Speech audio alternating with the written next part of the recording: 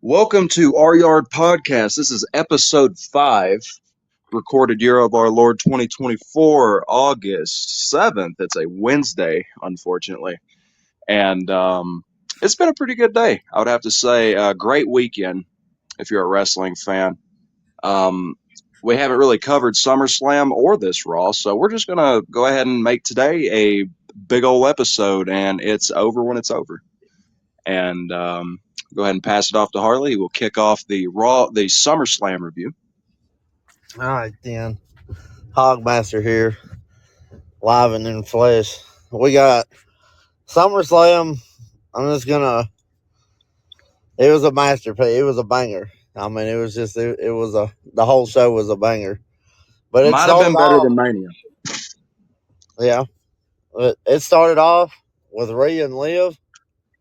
And my God, did that shit cook. Like, Rhea, just the whole thing, Liv rolling out of the ring, then Rhea coming back, that whole back and forth. And then they started going, when they started actually fighting, and then when Rhea's shoulder seemed to be dislocated, and I don't know if it was actually dislocated or she's double jointed, because I'm pretty sure I remember seeing in an interview where she was talking about being double jointed. I could be wrong, I've been wrong most of my life anyway, so that's possible. But I think you told me that was on the Impulsive podcast. yeah, I'm pretty sure that's where I remember seeing it. Like I said, I could be making the shit up, gaslighting everybody, but it is what it is. You're just gonna believe it. But Rhea, she dislocating her shoulder, and then Jesus Christ, popping it back into place on the announcement table was very wicked. Like that, that was some wild stuff. And then Rhea just going off like that, and then Liv the whole back and forth, and then Rhea getting the chair, and then Dirty Dom stopping the swing and was like, "Oh, you can't win the title if you hit her with this. It'll be a DQ." So then she stopped. Is true. Yeah, it's true. And then she stopped, and then Liv ended up hitting an Oblivion from the distraction, and Rhea kicked out. Which, a fun fact, that was the first time an Oblivion has ever been kicked out of. So that was very, knowing that fact, knowing that no one had kicked out and she hit it, I was like, oh, it's over. And I swear to God, seeing her kick out, seeing Rhea kick out of it was like, when it was like seeing somebody, pretty sure when Shawn Michaels kicked out of the Tombstone Pile Driver, it was, which I know maybe it's not the same magnitude of wrestlers, but my God, I was the way I was yelling, it felt like it was the same.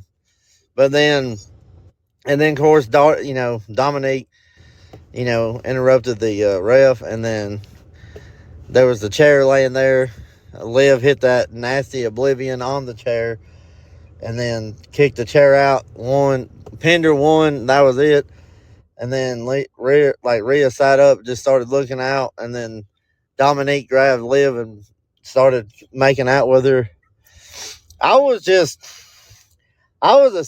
thinking that they were going to be together. I was thinking that was going to be the end game, but I don't know, seeing it actually come into life, seeing them. It's surreal.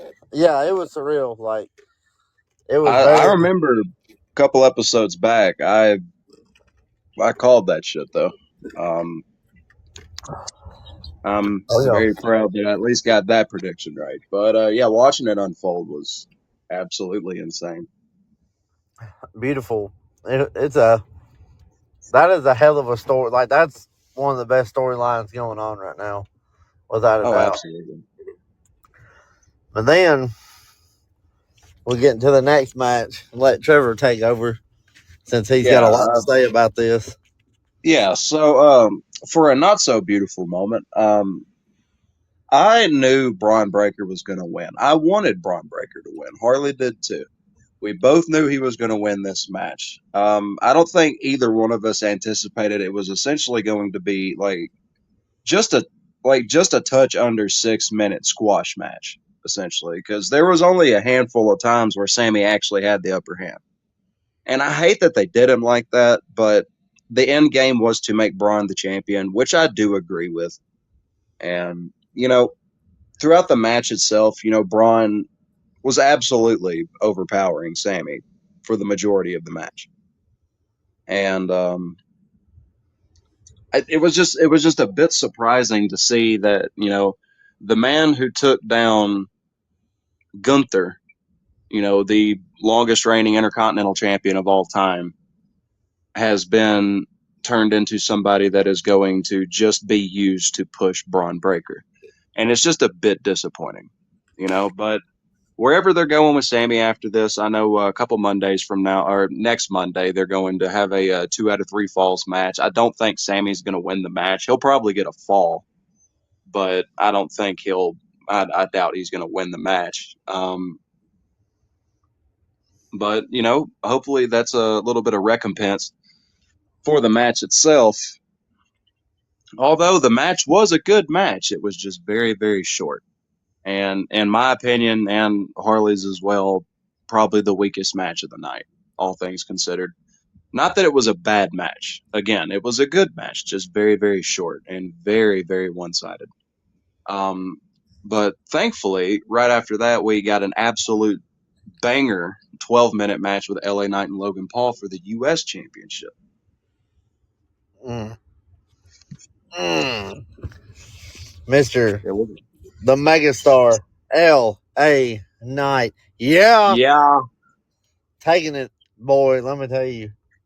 Coming in at you say 12 minutes, but hell, they fought at ringside for about 8 minutes before they even before the bell even rang. So there was that. LA Knight, dude, he hit him with that, when he threw that prime bottle at him, he, he, he blacked his fucking eye, dude. oh yeah, He straight up blacked his shit. he caught full contact on that bitch. Mm-hmm. It was beautiful. But the match, damn, Logan Paul being who he is That something. moonsault, man. Yeah, dude's a great worker. Can't take that away from him. I guess he's he's fun to watch in the ring. He's electric every time he gets in there, and him and LA Knight had wonderful chemistry, and they made a banger. I mean, it was wonderful, and LA Knight, me and Trevor were watching it together. We were on the phone watching it on Peacock, and I was a little bit ahead, and I kind of ruined the ending, I guess, because he hit him with the brass. Logan hit him with the brass knucks, which has been the way he's won. And then Trevor's like, "Oh, I guess this is gonna be it." And then LA Knight hit the BFT, and I started screaming when he hit that 3 count. I was like, "I've waited." It felt like I've waited my whole life for this, for LA Knight to win a singles title. God, it was a beautiful moment. It was. I mean, LA Knight's he's one of my favorite wrestlers right now, and I'm a big fan. Love him. I love his work. Love his mic work. Everything about him is just the character's perfect. And the dude just he needed the title so bad, and I think he's gonna make. I think he's gonna be a great United States champion, and make it a. Of course, he's gonna make it a fighting title again. He's gonna be going after whoever wants to smoke. Without a doubt. Which I will say, I think an early prediction. I think Carmelo Hayes is gonna be his first. It's probably either Carmelo or Andrade will probably be the first one to go after him. More than likely, Carmelo. Or it could be just to give a I guess a filler match, like pretty much to know that he's going to win his first title defense. They might throw in Santos Escobar because he's low Yeah, key been like stalking around there, and of course we know he's not going to fucking win it because the crowd goes mild every time he fucking walks out. So there's I that. don't even But, think a banger with Andrade could help him right now. probably not. But other than that, yeah, like it was just beautiful match, like wonderful. Everything about it, like I said at the beginning, like SummerSlam was awesome. Like if you didn't watch it, just go back and watch it. Like it was just a great night of wrestling. But Yeah, especially like this match just took away, like it turned it up to a notch, and then it followed into the next match, which a lot of people thought was probably gonna be the worst match, but it was a sleeper, man. Like the next one, like just floored us, and this is Trevor's his favorite women's wrestler of all time, so I'll that's right. let him take it away. Nia Jax. No, No, no, dude. I will say this. I will have to put aside my criticism of Nia Jax. She performed her ass off, but she was also in the ring with Bayley, who, like Harley said, in my opinion, is the best women's wrestler of all time. You can probably, I mean, Charlotte Flair and Trish Stratus are the only two excuses I'll give to anybody that's got an opinion on that. You come at me with like that. Oh, here comes the CEO. Like, okay, well, she's an AEW now, so you can take that as you will.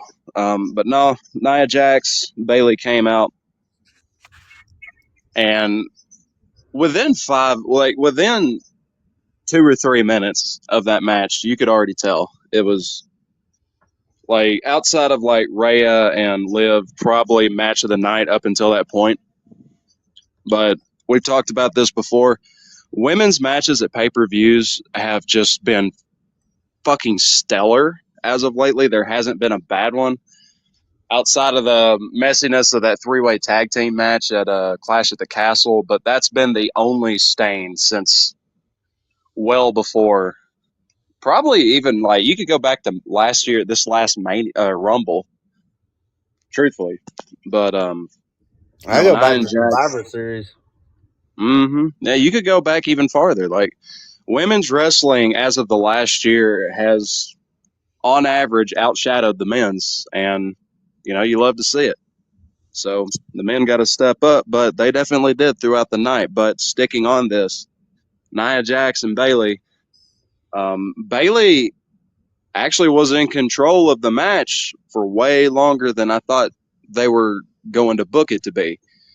But then Tiffany Stratton, who's probably our favorite wrestler in the women's division at the moment, especially on SmackDown, came down and pretty much had intentions to, fuck over her best friend, Nia Jax, for this whole match. And as it turns out, Bayley dealt with the situation, but that distraction led to her losing the match.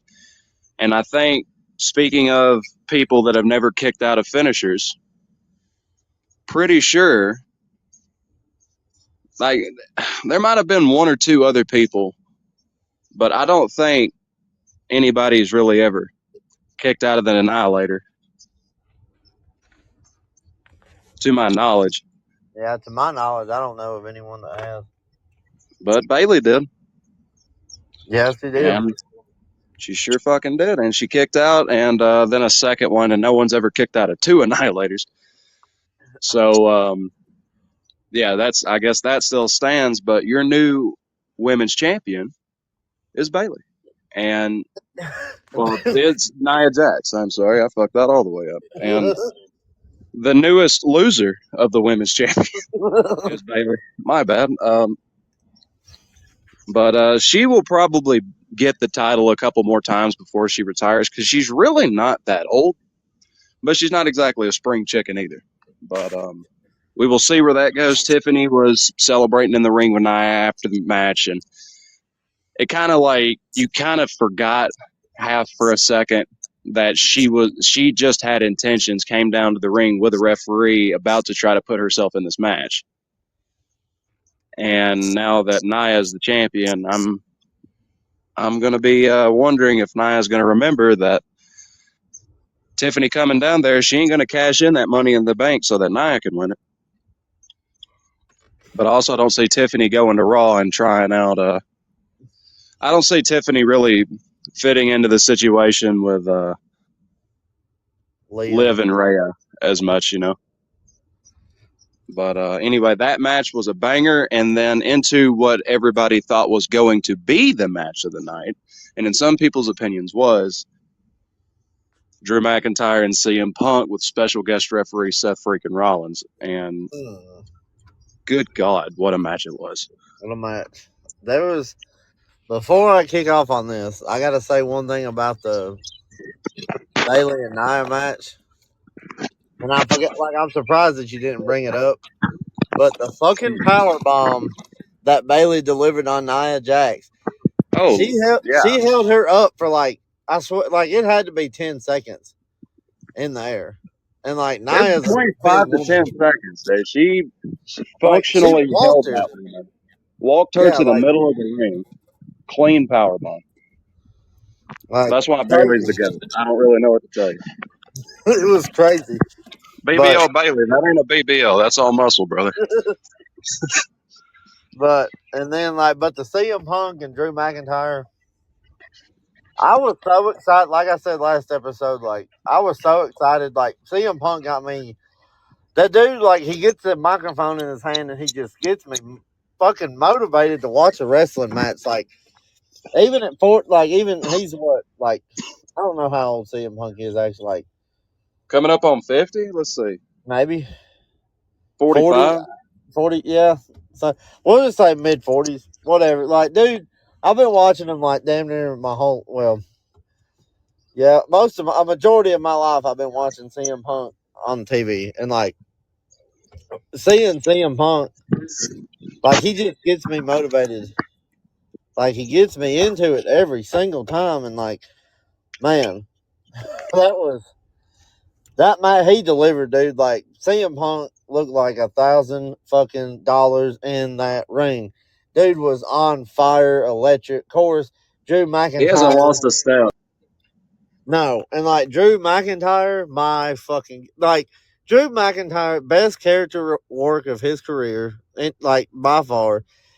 Best dude, like Drew's always been a fantastic worker, but God dang, dude, like that his in ring ability nowadays is like he just keeps getting better and better and better.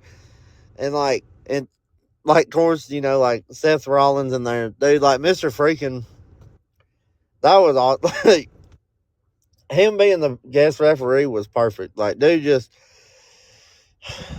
it was wonderful because like the hatred between all three of those dudes and like just boiling over. I swear to God, I thought Drew would be the one to attack Seth, but it kind of makes sense that it's CM Punk that attacked him, like hit him with a go to sleep because Seth, of course, like we talked about before, Seth and Drew actually have had real life issues and do not like each other. They might be all right nowadays, but like if I had to take a guess how the relationship is, it's like they probably respect each other enough to like work, but they don't like each other as a person, like as an individual. Very Is much that so would be my like a take? modern day Bret Hart, Shawn Michaels kind of thing. Yeah, like that would be that's my guess on how they work. But like, dude, they regardless of how they do it, both in the ring, like Seth and CM Punk after each other was awesome. Just it was great. And then and of course, and then Drew ends up picking up the win. Like after, and they were both trying to blame Seth for like not counting fast enough. And it's like, dude, he like he got knocked out of the ring, and then Seth, and then Drew or Punk hit Drew. Is that when? Yeah, that's when he hit him with a go to sleep, and then after he hit Seth with one, and Seth gets in there, and then he finally rolls back in the ring after he's been pinned for like 15 seconds, and then he starts counting, and then Drew kicks out, and CM Punk's like, "What?" He's just like, "What the hell's your problem, dude?" And then of course, whatever. All that boils down. it was just phenomenal. Like, yeah, God, dude, it was a great match. I'm ready to see where that match goes from here on out. Like, I'm ready to see where that storyline develops. Cause like, there's so much more you can do with it. Like, I'm not saying they have to drag it all the way out to Mania necessarily, but like, you could drag it to Survivor Series easily, like for sure. At some point, triple threat match for all three of them. Like, just have a triple threat match with the three of them. Because honestly, all three of them are like some of the best wrestlers in the world right now, and it's not even by far. Like, Seth Rollins, he's on my personal, out of the wrestlers I've watched in my life, well, I'll say right now, I guess he's up there of all time, anyways. But like right now, like he's on my Mount Rushmore, and that's just like Seth Rollins he's just dude's just a show stealer. Like, he's just awesome. He's a showstopper. Like, he steals everything. Like, dude's just awesome. And like, speaking of like, and that kind of goes in that'll kind of bleed into what when we go into Raw and what he did on Monday night. Like, was phenomenal. But anyway, we'll Absolutely. get to that later. But Punk and Drew, of course, Drew gets the victory, which I will say I did. I went 7 for 7. I got all the match card. Like, I got all the matches right. Like, I picked the right winners. I guess I should have went to Prize Picks and bet on it and made some fucking money because I hit everything on the head like I did at Mania. I wish I could have done that, but either way. But the next match of the night, Match of the night. not By close, far. This match. not close, and I could talk about it. I could ramble about it, but it's Trevor's time. I'm gonna let his time is now. Like, he's gonna take it away and talk about this wonderful match. Like, just a classic, instant classic. You honestly, you can't really get better than what Gunther and Damian did at SummerSlam because there is two different stories going into this match, right? And Damian has had this very slow trajectory of at one point just being somebody that's like, okay, that's just Damian Priest. Not really thinking anything about it. And even like, a lot of stuff that's I'm not going to go into that's like talked about in the documentary and just like what he had to go through as an actual person. But you have this slow trajectory of him finally winning the championship at Mania and then what what the Judgment Day has been going through since Mania as well on top of that. And that's just one story. We'll get into Gunther's in just a second, but you have Damian, in all fairness, as a heel still. The whole group still heels. Except, the Terror Twins are always going to get cheered. If they're heel, face, it doesn't matter. But Damian especially now has just gotten himself over, especially just all these defenses he's had. The one at Clash at the Castle was, despite the botch and instant classic itself, um, you have the one he had with Seth Rollins just a few weeks ago at Money in the Bank, instant classic again.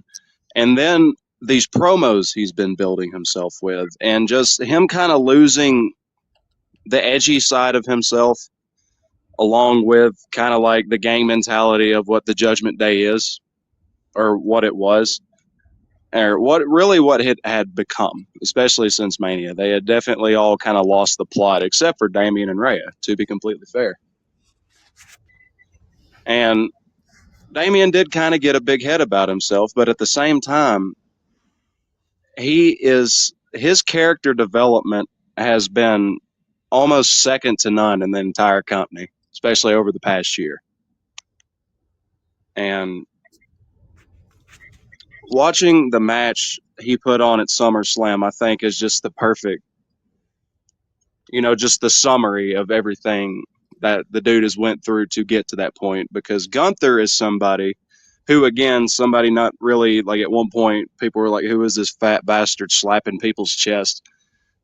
And then he got the Intercontinental Championship on him, and he took it to a level that I can't think of anybody in our lifetime outside of maybe The Miz or Chris Jericho that has had the Intercontinental Championship that relevant at for like that long.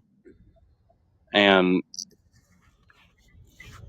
him dropping it to Sammy, again, going back to what I was saying earlier, still kind of disappointed that like this dude that they were building as this monster, just monster among men, and then you see him in the ring and he's probably second to none when it comes to actual ring work.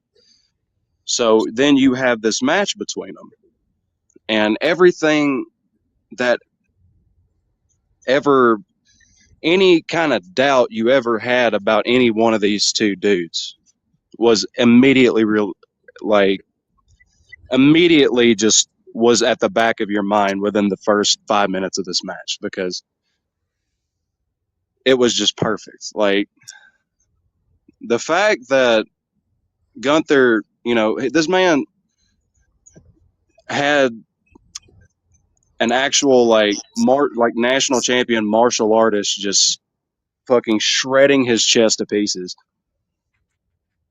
And then Damien just, for the longest time in this match, I thought like Damien, I figured Gunther was probably going to win in my heart of hearts, but there at the end of it, I was like, oh shit, Damien might actually win this. And then here comes Finn Balor. And, the Judgment Day is pretty much over, I would say, is what it was. But it was like I said, like we both said before, it was going to be bittersweet whoever won this match, but you couldn't have you couldn't have I don't think anybody couldn't have written a better ending to that match as well. Because this is going to just pretty much catapult Damian Priest to being at the top of the roster even farther than he already is now. Yep. And it was goddamn like it was only 16 minutes and 40 seconds long. The Drew McIntyre and CM Punk match was 20 seconds longer. Cody Rhodes Solo Sikoa was 29 minutes 10 seconds long. And I swear to God, dude, it felt like the Gunther Damian Priest match was a movie, like a 2-hour long movie in the best way possible. Yep. Like that is the match I fully got invested into the most. Like even after the main event. But the main event itself, which I will let you take the reins on, absolutely fantastic match itself. Well, boy, better than I thought it was going to be. Before we get into that, I gotta say, the Miz came out with R-Truth, had their little segment talking about the attendance record, and here comes, and Jelly Roll comes out there, like A-Town Down Under interrupts their whole spiel. Here comes Jelly Roll with a chair. Hey, clean chair shots. I'll give it. Jelly Roll, he hit some clean chair because he got contact on it. Like, he got full contact. Like, he swung it with some force. I liked it. Yeah, not too hard, not too soft. I like it. Nope. And then, but he hit a clean choke. Like, which I know Austin Theory, he jumped. Like, it's a 2-man process. But, like, dude, like, Jelly Roll didn't move his bottom, like, his legs. He just, like, he shrugged his shoulder. Like, you could tell he took his arm and, like he kind of shrunk his upper body and just went up, like, with all his force in his upper body. And and Austin Theory, of course, he left a little bit, but it was like, he took him up for one of the cleanest choke slams I've seen in a long time. Like, my God, dude. Like, Jelly Roll, Austin Theory, we got to have that match locked down, brother. Mm-hmm. But that was a good segment. And then, of course, the main event. Cody versus Solo. Trevor was upset. Trevor thought Solo was going to win. I had to keep telling him that Cody was going to win through the whole match. Love how you stopped saying consoling. No, I just got a really bad vibe going into that match. I was like, I know this is some shit that they would do, but will they actually do it? And then thank God they didn't. But they didn't. But anyway, But Cody, went on like I predicted. Kind of had he carried most of the match. I mean, that's what he does. He's a superstar. Top baby face in the company right now. Like dude's a phenomenal worker. Like carried that match, made it wonderful. Him and Solo. I mean, they put on pretty good. I'm standing by what I said. Like it shouldn't have been a main event. The only reason, and I set my prediction when I found out it was going to be a main event, was like Roman's coming back, because that's the only way that match could have been a main event. To be fair, and it played out. They had the whole bloodline rules that they made on SmackDown. They had that, did all that, which Botchaloa came out and he threw with his eye patch on. He took Cody Rhodes. He was supposed to throw him into the turnbuckle, threw him into the side of the ropes, and then gently place him in the turnbuckle. I'm like, dude, like the dude just like I don't know if he's just doing it on purpose now since everybody's making memes, or if he really just botches every fucking spot that he does. But whatever, we're just dudes talking about fucking wrestling. Like we're just talking about sports that we love. Like whatever. So I guess he's doing that. He's living the dream. All that. That's good for him. But Yeah, my Lord God, forbid we have an opinion, though. yeah, my God, dude, just get a couple spots right at least. I mean, Christ. Anyways, that whole ordeal went down, and Jacob Fatu doing the splash off the top rope uh, to the announce table, which was clean, and it should have like I don't know if he actually hurt his leg or if he was selling it. Either way, look like dude, the way he sold it made it look like his leg was torn in half, like his bone was sticking out or something. Like it was I'm pretty not. I'm not crazy. trying to. I'm not trying to. I'm not trying to interrupt on that, but there is two things that did come out. There was a picture of him, kind of like after SummerSlam. I think it was that Sunday of him in a boot. So he is injured. I don't know what extent to, but he also like he needed refs to like help him to the back. He couldn't walk on his own power. So there is Mm, something wrong. And considering he is the most talented dude in that particular group of people, and it's not even close, I wish him the best. I really do. yeah. But Sorry to interrupt. no, you're good. And then like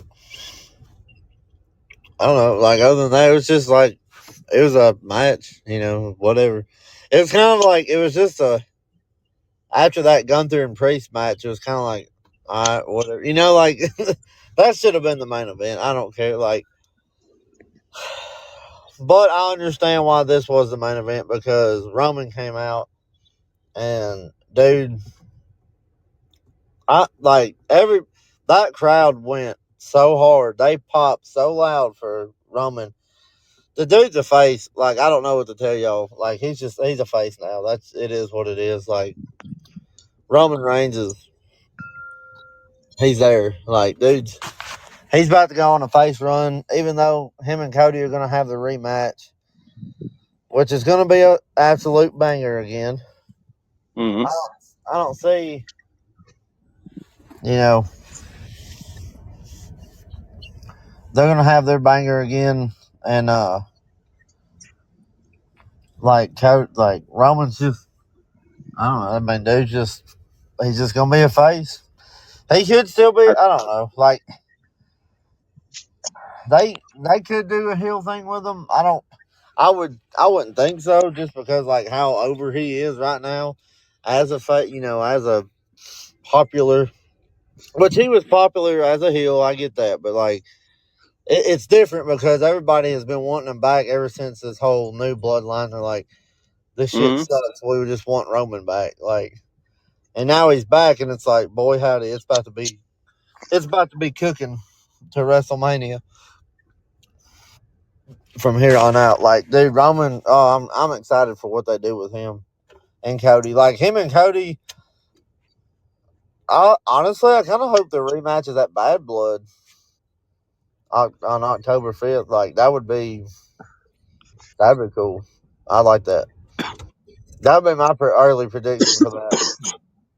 For them to have a championship match at back, because like there's a lot of history there, and there's a lot Hmm. of bad blood between them. Like it'd be cool to line that up. But I mean, outside of that, like, dude, I'll say that one last thing that I missed. I just thought about it when we were talking. Is like on the LA Knight and Logan Paul. Lo, uh, LA Knight hit. I thought he was going for a superplex. The dude hit him with a top rope brainbuster. My God, like holy shit! I was not expecting him to pull out a brainbuster on Logan Paul. Like, Ate this shoot brain buster off the top of the rope, pussy. It's like- and that's what he did. Oh, it was wonderful. God, it was great. But other than that, like SummerSlam, we'll give you our ratings. Like I'm just gonna tell you, for me, 10 out of 10, easily, hands down. Like every match I was invested. Like I said, like the main event it was a great match. Like everything was cool. Just it was a little bit of a letdown from the trying to follow Gunther and Damian. But outside of that, and Roman came back, it was perfect. 10 out of 10, like loved it. oh yeah.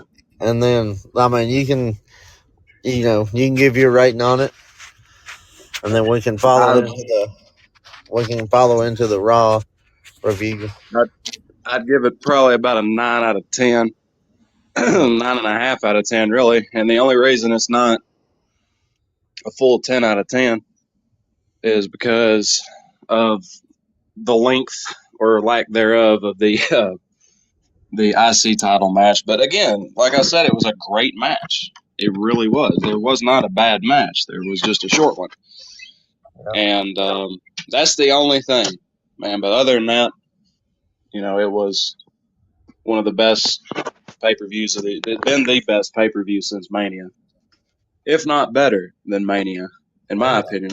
I enjoyed it a lot more drama. But the post SummerSlam Mania, the post SummerSlam Raw right after that, the I it opens up with Gunther and old Ludwig Kaiser walking him down, introducing him as your new world heavyweight champion. And I got to be honest, that belt looks really fucking good on him. But he starts going into this promo saying he's bringing back legitimacy to the title, which is pretty much his whole gimmick. Is just like, I'm going to give it prestige that it hasn't had or hasn't had since so and so or whatever. But usually he's always talking about himself, and he has every right to, because again, probably the best in-ring worker in the business right now. Yep. You can Hands make some down. arguments. You can make some arguments for people, but I mean, Gunther, he's just got that old school like European wrestling style, and you either love it or you don't. In our cases, we fucking love it. Love it. But anyway, talking about more old school wrestlers with a modern twist, out came Randy Orton. Um, Going back talking about the fact that King of the Ring, he never really did get pinned. His shoulders weren't fully on the mat. So Gunther never technically beat him. He was just pinned 1, 2, 3. And with that being the case, Bash of Berlin, first match official. And I'm very excited for this because, again, it's probably going to be match of the night. Gunther and Randy Orton for the World Heavyweight Championship. And, brother, I don't know about you, but I am absolutely pumped for that match. Oh yeah. I'm stoked for it. Like, I mean, how can you not? Like, you got to be locked in on a Randy Orton match. Anytime Part Randy two. Orton, anytime Randy Orton's on a match, like anytime he's on a card, you got to be locked into it. It's gonna be electric. And of course, it's Gunther. Probably the best in ring worker right now. It's gonna be great. Like, I think it's gonna be better than the one they had at King of the Ring, which was a really Oh great no, match. it's absolutely going to be. No doubt. Just two big meaty men slapping meat. Bumping meat. Mm.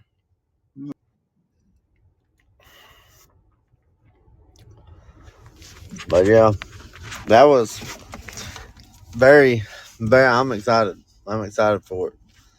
But then, I guess it goes into the after that, and it goes into Sheamus versus Kaiser, which the whole first hour was commercial free, and on Monday Night Raw, and my God, Sheamus is also one of those. It's like like I think it's hard for him not to put on a banger, and I know that's his whole like catchphrase shit, like his stick right now, his gimmick or whatever is banger after banger. But my God, like he does it, like he puts on banger after banger, like he That's what just he does. that's just the Sheamus game, lobster head, and like.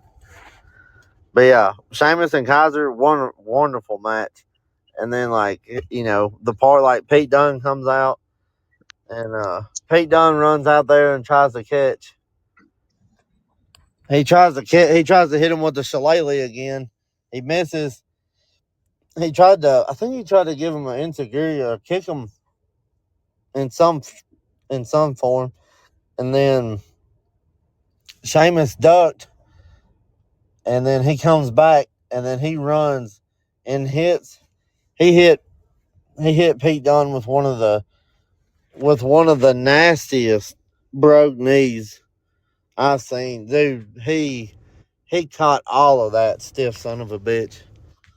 I mean, it was tough. Like that broke knee was serious. I loved it though. And then of course he goes back in the ring. I thought there would have been some shenanigans and Sheamus might not have ended up winning, but he did end up getting the dub. Sheamus ended up hitting the bro kick on Kaiser and got that 1, 2, 3, and that was it was a great match. Love that it was on the hour free commercial, like the first hour commercial free. It was like I don't know how exactly long it was. Like it was probably it had to be 20 minutes easily of them dudes going back. Man, it was it did have some length to it, but man, it was great. I loved it. Like it was a great match. And then after that, it went into a The best went match you've ever seen. it went to old Damian Priest. Let Trevor take it over because Damian came out Yeah, He came Damien out came running a out. 100 meter dash. Yeah, Damien came out with that with about 4 feet per step kind of momentum. It's more like 12 feet per step. He had them long strides. He's pretty much doing lunges on his way down to the ring, just mad as fuck.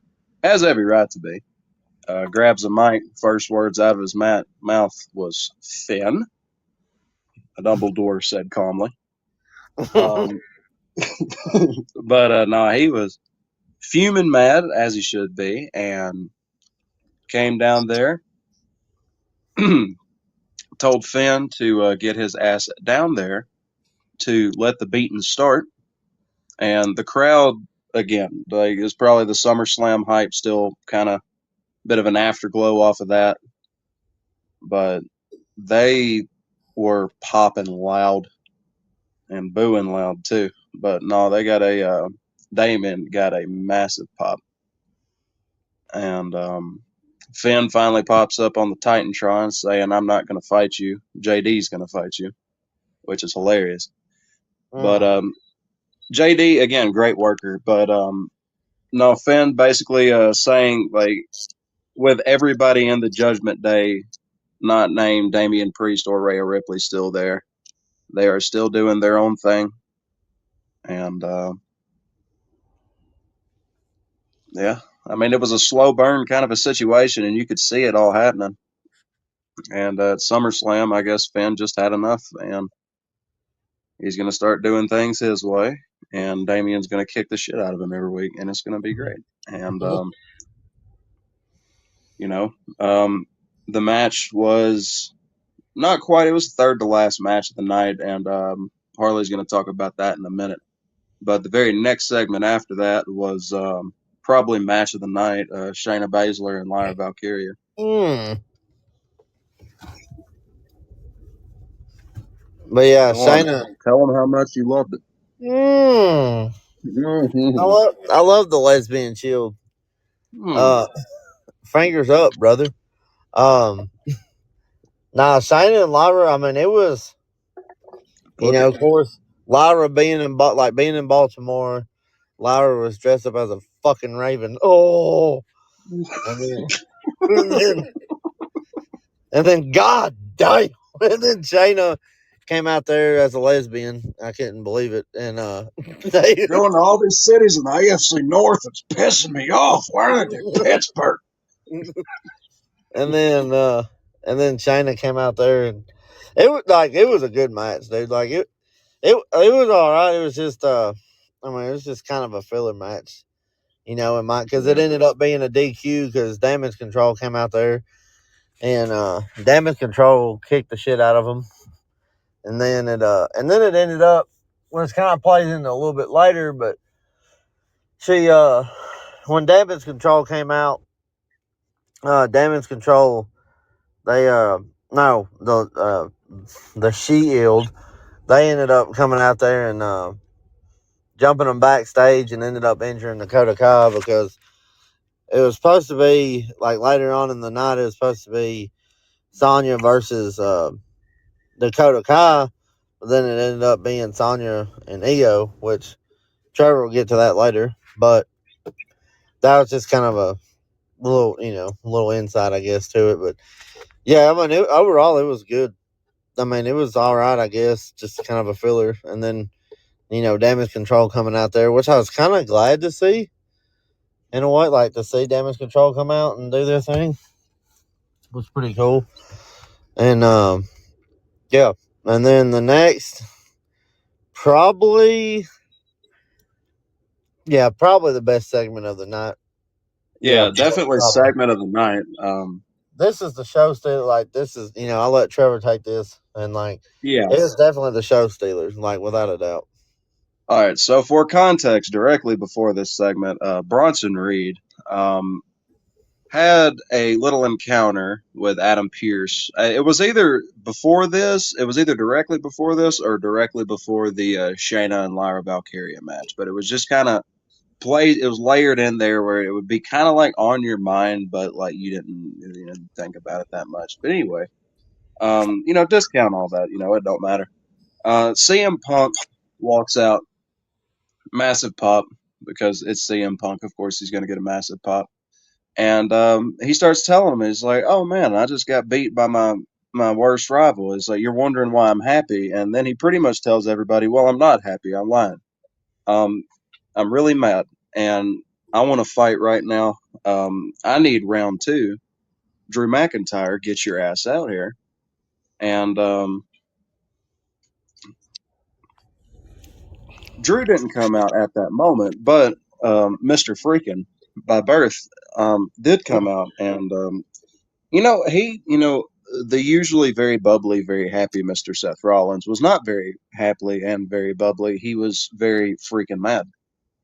And he came down there and said, "I ain't Drew, but I'll fight you." And CM Punk said, "Well, okay, then fuck it. I guess I'll fight you then." And then here comes Drew out of the rafters like an Attitude Era segment in that big old leather jacket. And, Seth and CM Punk are about to come to blows. And Drew just up there taunting CM Punk, saying, "You don't need to worry about Seth. You need to worry about me."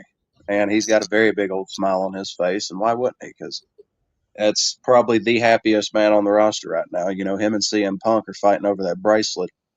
And I think that thing means more than a championship to either one of them, especially Punk, considering it's his. But eventually, him agging on, and agging on. Eventually, CM Punk just kind of dips out of the fight with Seth and takes off after Drew. Um, and Seth is just kind of in the middle of the ring. He just got you know his fist. He got blue fist essentially. It's not blue balls, but blue fist. Like he wanted to fight, but he couldn't. Like I'm tired. But anyway, you remember Bronson Reed? Yeah, he came out there and just started beating the fuck out of him. Like Seth started, and it's just the most random dude. Is like Bronson Reed. Okay, we'll see how this goes. Seth's going to take care of him. Well, he didn't, and he kicked him in the head, and that was, he's going back off the ropes, and then he hit him with was that a Northern Lights driver? I No, believe Death Valley Death driver. Valley driver. I'm sorry, yeah, Death Valley driver, and yeah, after that, he hit him with a tsunami, and then he hit him with a tsunami, and then he hit him with a tsunami. And then plot twist, he hit him with He another walked tsunami. into yeah, and we're up to four, and then he walks away, and then He you won't hits him with believe a this. tsunami. He hit him with another tsunami, and just in case you thought it was over, sixth and final tsunami. And Seth's coughing up blood, and puking up blood and gagging in the ring, and like he had to get taken away on the hospital. But two things happened in this. One, Seth Rollins is a hell of a company man. I gotta say, for directly after something like this, and this is like he's been kind of given the shit end of the stick since he's gotten back to the roster. If you think about like where these storylines have always like the climax of all of them. And then the other thing is Bronson Reed has never been this over in his career. I don't think. No. And Bronson Reed is massively over. I mean, after the sixth one, the crowd was chanting one more time, which is absolute psycho behavior. And as crazy as it was, I loved it. But I'm very, very excited to see where that goes. Because I mean, if you're gonna finally start billing Bronson Reed as just this absolute world beating monster that's out here trying to kill people, because he Oh, was trying to go up there and give him a seventh, but he's probably gonna trying to get up there to go to fucking 10. He's just like Seth's gonna look like roadkill. He's gonna look like a little baby raccoon after an 18-wheeler has run over it on goddamn North Road. Because you know our Itawamba County listeners will know what we're talking about there. But yeah, it wasn't good, but it was great. no. And directly after that, Final Testament. We're going to talk about something I don't even think manslaughter could get over.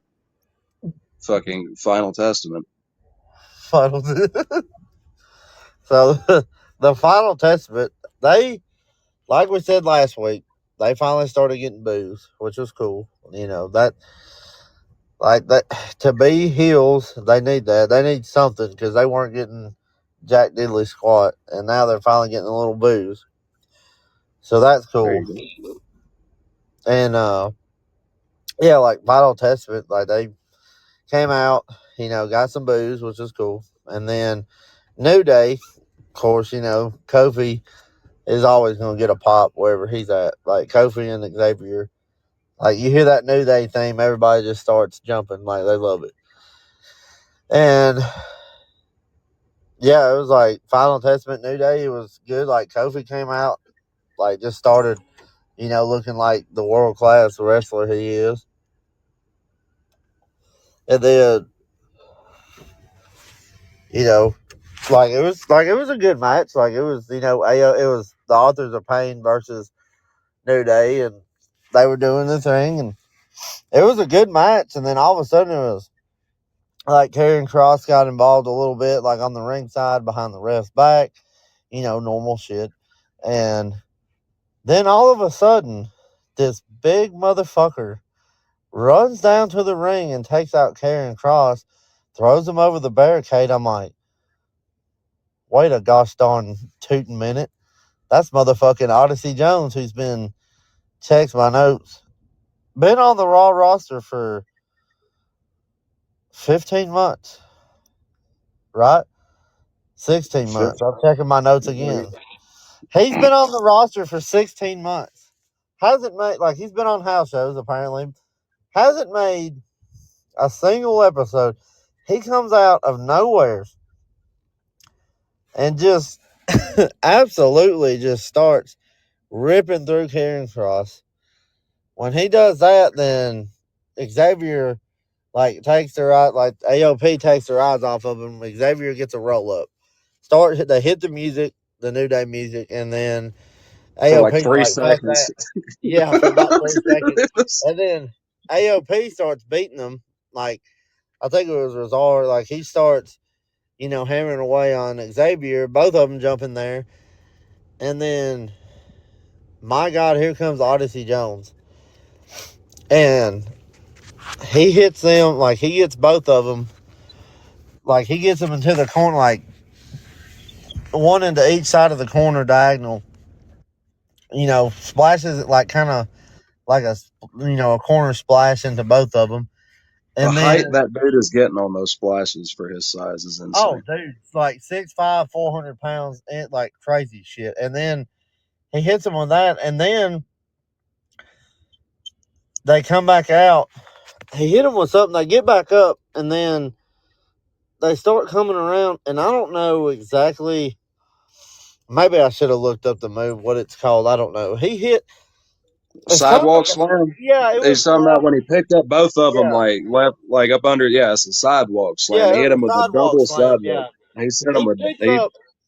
He picked up both of them, like because they say their combined weight is like 600 pounds, probably. shit over that. Both of them are dude like AOP. Some big old dudes. Like they're like Yeah. probably six. If I had to take a guess, I would say they're probably like 660 together. Oh, yeah, I was gonna say low ball Yeah. 650. And he picks up both of them on a sidewalk slam and just throws them down. And I'm like, holy hell. And then Karrion Kross comes back in there, gets a few licks, runs the ropes, comes back, and he tries to give him the final prayer, and he counters it into like a tilt-a-whirl DDT type. Dude, it was insane. Like Odyssey Jones got over too. Like Bronson Reed got over, and then Odyssey Jones, like the two most wild card of the night. Like I couldn't have put money on both of them getting over that night. Like there's no fucking way I could have ever guessed that. But it happened and it was awesome. Like, dude, Odyssey Jones looked like $1,000,000. But the one feature I noticed, like Kofi was jumping in, happy, excited. Xavier Woods had this disgusted look on his face. And when they went backstage, and like the Alpha Academy ran up to him, they were all doing whatever, and Akira's like, "Oh, you're nasty" or whatever. Like, Xavier was dancing a little bit. Like he kind of seemed a little bit happier, I guess, but not really. Like there's going to be a heel turn in the New Day. Something's about to happen because Xavier's been hell bent on like nobody's gonna replace Big E, and now Kofi's like excited that Odyssey Jones is here, and he's probably gonna try to get him in there. And I don't know, something's gonna happen. Like there's gonna be a heel turn somewheres, or there's gonna be something's about to go down with the New Day and Odyssey Jones and all that. And I'm ready for it. And Lord willing, I hope to God that Big E can come back at some point. Like, dude, I just want to see Big E wrestle again. I do. I want to see him in the ring again.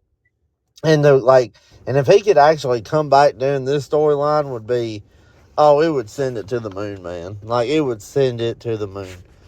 Like, I would love nothing more for that to happen. But, yeah, outside Big of that, E. Sorry, go ahead. I'm sorry. no, you good. But then it was, I mean, other than that, that's about all I have to say. Like it was a great segment. And then with a cliffhanger of what's gonna happen next. But then Yeah, and then let Trevor take this. This next segment from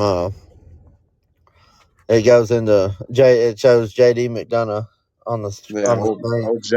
old JD McDonough popped up on the vignette, and if you didn't know which one it was, it's the one like his forehead has like gravitational pull, so like when he's on screen, you actually get closer and you're not even realizing it. And it's actually they call it the McDonough effect, and it's terrifying. But words, scientists are looking at it. Neil deGrasse Tyson's on it himself, but he had this vignette um, talking about what his favorite part of SummerSlam was that made him laugh hard at it, as he said, um, was when your gumless face looked up at it looked up at the screen and saw that Vin Valor had screwed you over, and I think his forehead grew with every sentence he said. But the end of it, he was basically saying, he called himself the Irish Ace, which admittedly, that is a pretty cool nickname. But I guess we'll see if it sticks because like I'm giving him shit, but he is a great wrestler. He really is. He is a fantastic wrestler. Finn Balor has done the Lord's work if he's like solely responsible for training that dude. I don't think he's solely responsible, but he's a big part of it. And either way, JD is a great wrestler. He was saying that he was going to handle Damian Priest tonight and da da da da da. And right after that, you had A Town Down Under versus the Awesome Truth. And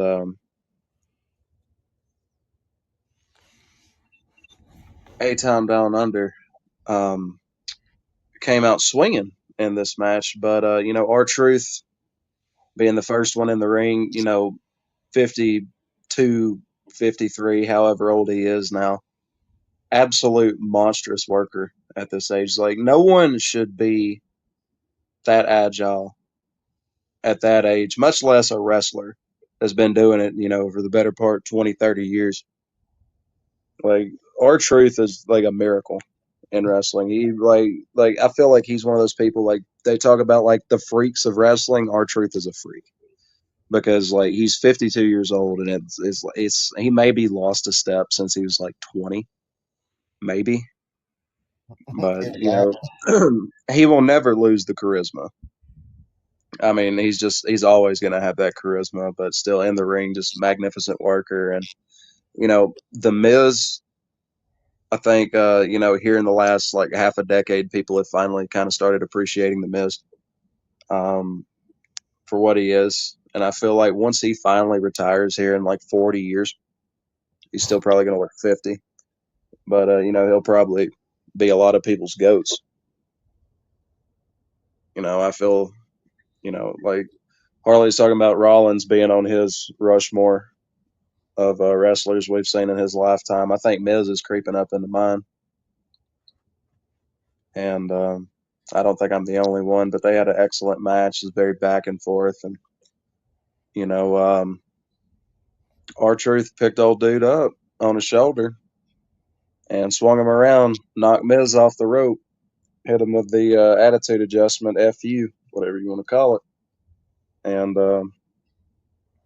here came Austin Theory. Gave him the A Town Down Under, and 1, 2, 3. That was the match, and the Miz, he accepted it, but you can see on Miz's face. I feel like Miz is about to turn heel again. Um, I don't know when it's going to be. I feel like it's going to be a slow burn kind of thing, but I feel like R-Truth is going to push the Miz to a point where he's just going to be like, all right, fuck it, and just give him give him all he needs. Just give him that little clothesline in the corner. I feel like there's going to be a point, and but other than that, one of the better matches of the night, truthfully, because Yeah. Miz. I mean, there ain't a bad wrestler in that ring with Mm-mm. any four of them. The weakest worker is gonna be between like a 52-year-old R-Truth, and even that's a stretch, or Grayson Waller, who again is they're both great wrestlers. So, because I feel like the actual best worker in that match, as far as like right now goes, depends on what style you like more. But I mean, you can't really go wrong with Austin Theory. Dude's just a fucking monster. But I mean, the Miz is one of the goats. So, but that led into Damian Priest having a segment, pretty much sharing my same sentiments on JD's big ass head, and pretty much directly after that segment, he's saying, he's telling him, like, hey, you don't even, you're too stupid to realize that Finn's already betrayed you because he's sending you out to me instead of coming out to see me himself. And because he thinks I'm going to run out of ammunition, but I got a lot left in the chamber. And directly after that, it went into the JD McDonough Damian Priest match, which can't believe I'm saying this, but JD McDonough actually has a better theme song than Damian Priest, and he has Edge to thank for that. Yeah, it was JD McDonough and Damien. Like we knew it was gonna be a banger. Like we knew it was gonna be a great match, and it was. It was like it was back and forth. Like dude, it was. Oh, they were selling the hate so much in that match. Like it was wonderful. It was good, man. Like this was awesome, Raw too. Like Damian Priest, dude's just selling. Like he's just so like he's just fed up with everything, and like of course like JD McDonough, he's his whole feeling betrayed, or like his whole thing with Damien was like nobody wanted me in the Judgment Day besides Finn and initially. And Damien was like, in his backstage promo, Damien was like, "Yeah, you're right. I didn't want no." Or he's like, "I didn't want you in there." He's like, "I never wanted you." He's like, "But I did because the guy I looked to as a brother, Finn Balor, recommended you, or kept pushing for you, so I just let him do it." And you know, all that, dude, the animosity, and man, it just bled into the ring, and oh, it was wonderful. But then it ended up being a DQ because Carlito got involved, and then Dominique got involved, Liv Morgan, and then Finn Balor, and all of them were going back and forth, dude. And like that whole 3 minute stretch of like that whole breakdown of the after the bell was rung, after the DQ was given, was like uh, one of the best segments on the night, like of all time, dude. It was just great. Like here comes, they jump him, and then Finn looks at Finn looks at him, and then he's about to hit him with the razor's edge, and then uh he gets stopped by the razor's edge, or Liv. No, Yeah, it was yeah, Liv. Liv. Liv Yeah, pulled him Liv up. comes back. Yeah, and Liv looks at him, and then Dominique comes in there. Like Liv and Damien are like staring at each other face to face, and then Dominique comes in there and takes him out below the knee, and then him and Liv start jumping him, and then Mommy comes out and she runs down that dude. She took off full fucking sprint, like it was insane how fast she got down there, and she ended up catching Liv at the barricade on the by the timekeeper's desk, and like she caught her, and then she brought her back in, started beating the hell out of her, just started going back and forth. It was one like like Rhea coming out there, and then she was about to. I don't know exactly what I think she was probably gonna give her a rip tide through the. She's probably gonna give her a rip tide through the. Almost looked like she was about to give her a razor's edge through the fucking Yeah, table. yeah, the way she was picking her on her back, but she Yeah. went up to give her a move, and then Dominique saved Liv, and they took off running, and then Rhea was like, she was just sitting there looking like, what the hell?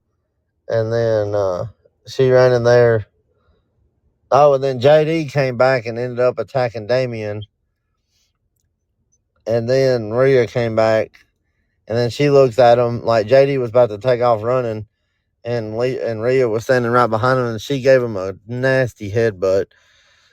And then Damien went up, picked him up for the South of Heaven choke slam, and then that was the Terror Twins were standing tall at the end of it against the Judgment Day, and they were just, that crowd was so electric, and like in Baltimore, and then it was just, man, they were popping for him hard. Like that, Baltimore was loving that. They were loving Rhea and Damien out there together. Which it was great. I mean, it was like I said, probably one of the best segments of all time. Like it'll go down as one of the most memorable moments in Raw history for sure. And then Absolutely. after that, it goes into Trevor's match of the night. Absolutely. Right after that, one thing I want to add on the McDonough Priest match, the height that Damien got on that South of Heaven chokeslam. I know JD, again, like I was saying, he's an incredible athlete, big old head. But the height that he got on that chokeslam, that might be the highest I think he's ever given that choke slam to anybody. Like, I mean, he got some height on he got some height on Drew McIntyre at Mania too. Don't get me wrong. Especially like that one surprised me more just because of like how how big that bitch is. But like, I don't know, the height he got on JD McDonough, dude, that was incredibly well. But anyway, and all right after that, you saw here came the good old Damage Control down the hallway. And Dakota Kai's sitting in there in the middle, and then the Shield, you know,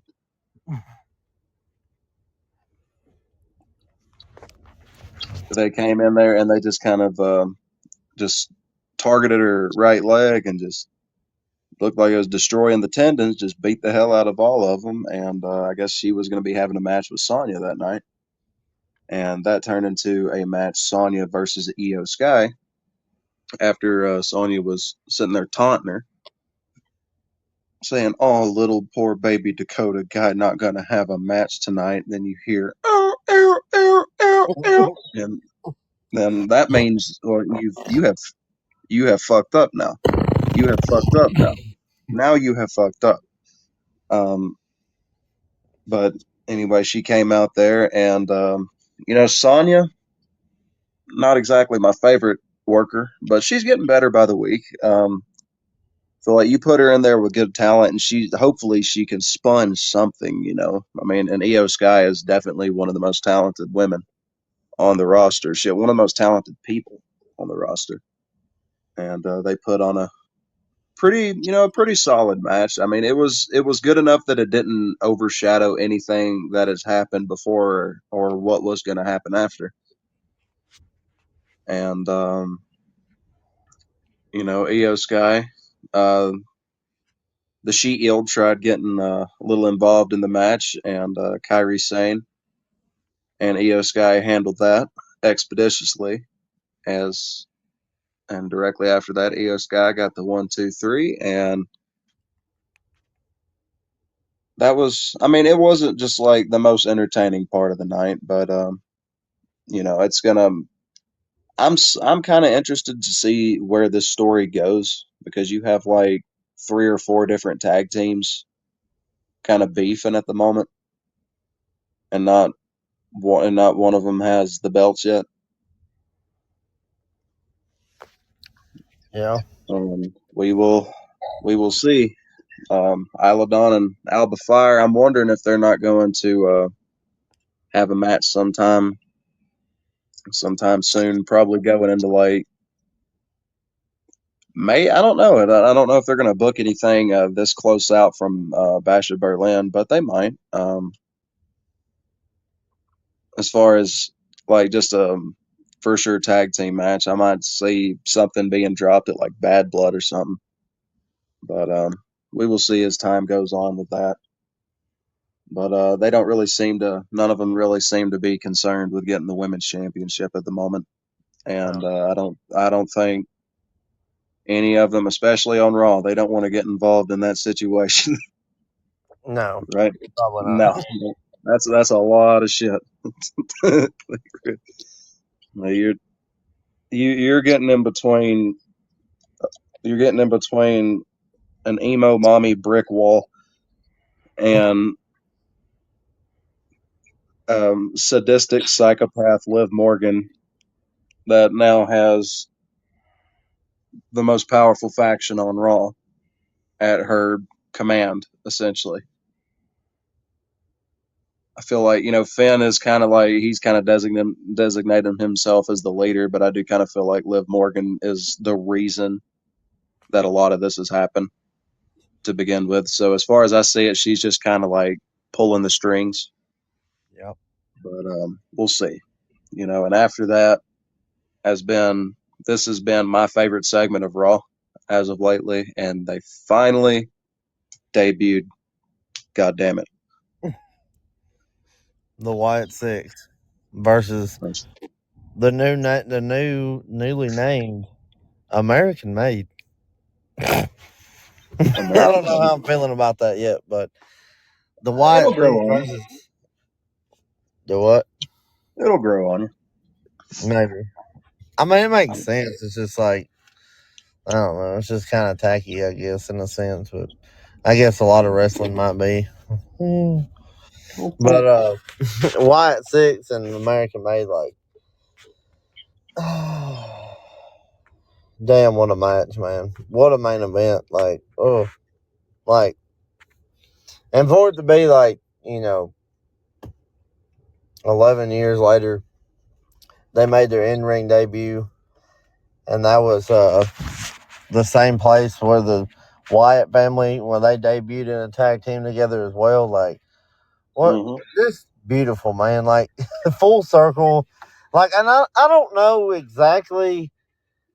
I don't, dude. It's like Triple H is caught lightning in a bottle, and it's like all these pieces that he does in every story just keep like they come back around, like everything just keeps happening, just so perfect for Triple H to book shit. And I'm like, dude, like he just has it, man. Like the whole, like at Mania, like when the Rollins, when it was Rollins and and Reigns, for the like when the whole chair incident and in the main event of night two, it was like, what the fuck, like almost 10 years from the Plan B thing, when Seth turned on the Shield, and it was like, oh my god, how does that happen? And it's like there's been so many coincidences like that, and this was another one. Like the Wyatt family just debuted at the same place, and like it was cool that Eric Rowan got to be there again. Like, he was in the first one and now he's here. And it's just wonderful. Like it's beautiful storytelling, and like seeing Eric Rowan in a WWE ring again was just it did something for my heart. I loved it. Like, man, I loved it so much. Like Eric Rowan is a monster. He is Mm-hmm. like being as big as he is, like he is so freaking strong. And he's so agile. Like he is phenomenal. He's great in the ring. Just, I mean, one of the best workers. I mean, Joe Gacy got to show his stuff. Joe Gacy is a monster. He's been a monster in NXT for the last few years. Like him and Dijak, my God, if y'all can go back, watch some of their matches they've had over the last year.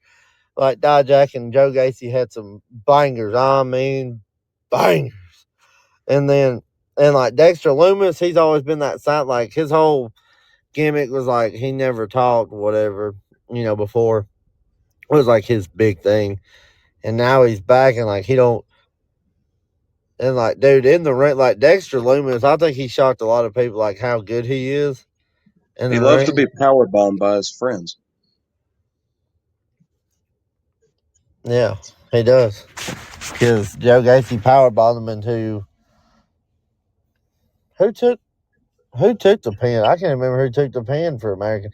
I was just so excited to see Wyatt Six. I really wasn't paying that much attention to what American made Chad Gable and them were doing. I can't remember who took the pin. Was it Brutus or I Julie? think it was either. It wasn't Gable. I know that. No, I think it was. It might have been Julius that took I the. think it. I think it was Julius. But either way, they had a fantastic match, and Oh yeah, just like Uncle Howdy and Nikki Cross, Sister Abigail, just sitting up there. They definitely added a like this aura of just like, okay, you can run away, but here we are. That like I wouldn't recommend it. Uh, but no, the end of that match, they got the pin, and they all gathered into the ring around the lantern, and I'm I really like where this is going. I don't know if the plan is to put gold on them. I wouldn't recommend it, and honestly, I wouldn't recommend them just staying to either side of either Raw or SmackDown. Just like let them go to both. yep. Let them fuck around in NXT. You know, Yeah, just like do stuff. Like just let them go to TNA. Fuck it. matter. And another thing is like where they go from here. Like I'm sure they're gonna still beef with the American made, but I feel like there's a golden opportunity to be missed like later on down the road. If their whole thing is we're going to attack people that have turned their backs on their family, I mean, it makes sense that they would go after Gunther or Ludwig for what they did to Giovanni Vinci Yeah, because that was family. yeah. And there you Family, are, family. family. In the words of Vin Diesel, In the words on mostly sports, family. family. But yeah, but yeah, I guess that's probably gonna wrap us up. And Yeah. a little bit longer episode, like we said, we just decided to do SummerSlam and Raw all together, and yeah, Oh, it yeah. was like Raw. Like to me, like I said, SummerSlam 10 out of 10. Trevor, 9.5 out of 10. This Raw episode way better than Raw after Mania. I mean, one of the best Raw. Like, dude, the Raws have been on fire the last month and a half, 2 months, I guess. And like this Raw, Oh, probably yeah. if I had, yeah, I'd probably have to give this a 8.5, 9. It's like Yeah, that was, 8.5 out of I, 10, I was about, 9 out of 10. I was like, for a Raw, if this was just any Raw, like just a random Raw, like in between like pay-per-view cycles, I'd probably have to give it like I'd give it a 10 Mm-hmm. if it was just one of those. But this is fresh off one of the biggest pay-per-views of the year. So with that in mind, I'd probably I'd probably give it a 9. Again, probably a 9.5. I don't know. This whole SummerSlam weekend has just been fantastic. Just I'm not gonna talk about SmackDown, but Mm. um, But I think SmackDown is about to get interesting because Mr. Roman Reigns is coming back this next SmackDown, and it's the big dog, Ryback. Ryback. Mm. Ryback's coming, and y'all better feed him more. That's right. Mm. Ryback. Ryback. Reigns. But it is SmackDown's about to be fun. Like I'm interested. I'm ready to see what Roman does. I'm ready to see how all this plays out. Like I'm excited. Go ahead and guess. Do you think Paul Heyman and Jimmy are coming back too? Eventually, I don't know if they'll come back Friday. I They, think they will. yeah, they might. Yeah, Paul probably will. I'm sure he will. Oh, I will say before we get off though, just thought something to tie into all the Sammy and stuff and the blood, like talking about Roman and Jay and that. Jimmy. Like Jay, he came up to Sammy when they were announcing the, Intercontinental rematch. Like Jay and Sammy are going to be having a tag team title match, I believe in. I don't think it's next week's Raw. It might be the week after, but they're having a title again. They're going to have a title shot against the Judgment Day. So I'm excited to see where that goes, because I think Jay and Sammy are going to end up winning the tag titles and doing their thing, and kind of bleeding it. Going to they will end up being with Roman at some point in the near future, without a doubt. I'm kind of excited to see how that goes. Another side thing is if they're going to be dealing with the Judgment Day, Jay and Sammy, they have something in common with the Judgment Day already. Jay's already taken Rhea to Waffle House. So, what if that becomes their new? I don't know. I mean, I don't know. Damian Priest seems to be, as of lately. I mean, he can definitely hold his own as a solo character, but I think he definitely is better, like in a group. Like he's just better as like the face of a group. Him and Rhea both are. But I feel like whatever, like this road to Mania, honestly, the road to WrestleMania has already started as far as I'm concerned. I know a lot of people say it starts with like the Royal Rumble, but this year, like the stones for this WrestleMania have already been laid in place since this last WrestleMania. Really? Honestly. That Like it started right there at that Mania. As soon as he won that title, it all changed. Yeah. Priest. But also, like I will say it also plays into it also started at Money in the Bank, because the Doctor of Thugonomics is back in session, baby. And we're getting Super Cena all next year, and I'm fucking pumped, brother. I want John Cena to win.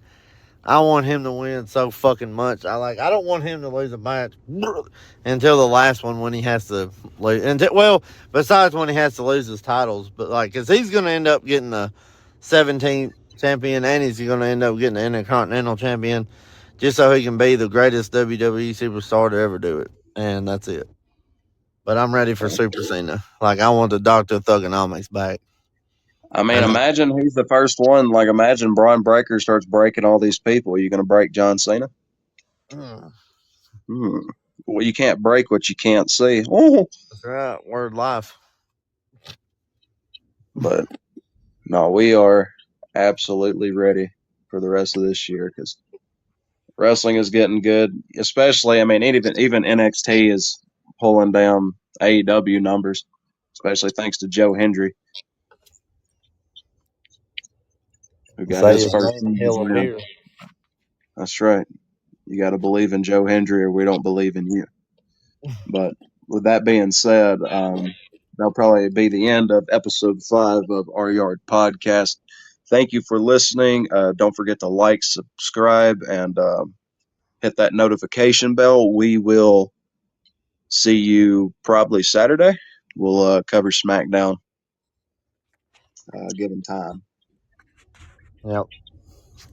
You got a big episode Friday, so we're gonna have to recap it. That's right, because it'll actually be good. But anyway, thank you for listening. And don't forget, don't crank your hog in a July porta potty.